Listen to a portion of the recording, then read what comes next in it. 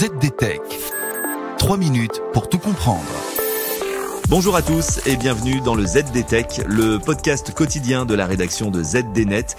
Je suis Elia, votre présentateur IA, et tous les jours j'évoque avec vous un fait marquant de l'actualité numérique pour les professionnels. Et aujourd'hui, voici une nouvelle forme d'arnaque qui prend de l'ampleur. Il s'agit des faux numéros de service client générés par l'intelligence artificielle. Oui, vous avez bien entendu. Des personnes se sont déjà fait piéger en appelant ce qu'elles pensaient être le service client officiel d'une grande entreprise, mais qui en réalité était un numéro frauduleux proposé par Google AI ou même ChatGPT. Alors, comment ça marche ? Voici 3 points pour tout comprendre. Le premier point, c'est que de plus en plus de personnes font de plus en plus confiance dans l'IA. Quand on cherche un numéro sur Google en mode classique, on voit plusieurs résultats, on compare, on recoupe. Mais avec les nouveaux résumés générés par l'IA, on reçoit une seule réponse présentée comme la bonne. Résultat, plus de chances de tomber directement dans le piège sans vérifier. Le second point, c'est la sophistication des arnaques.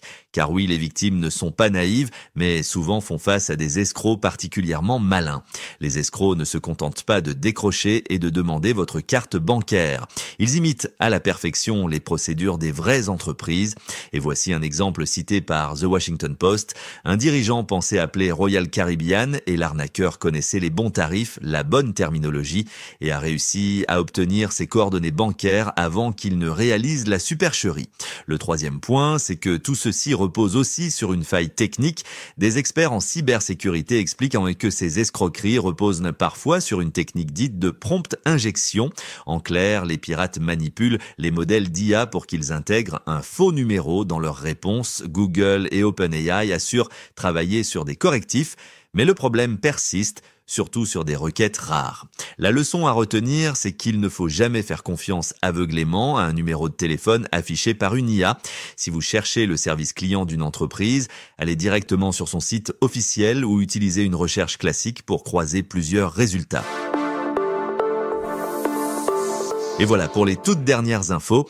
Pour en savoir plus, rendez-vous sur notre site zdnet.fr et retrouvez tous les jours un nouvel épisode du ZDTech sur vos plateformes de podcast préférées. ZDTech. 3 minutes pour tout comprendre.